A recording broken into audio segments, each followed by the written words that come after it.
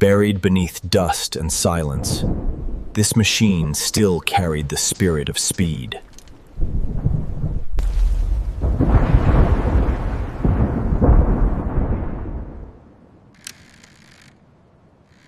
The damage was real, but the identity of the bike remained untouched.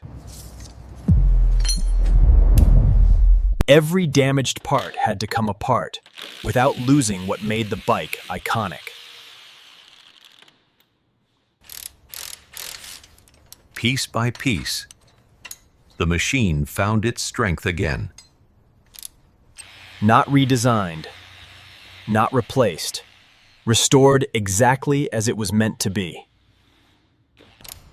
Every bolt tightened with precision. Every detail brought back to life.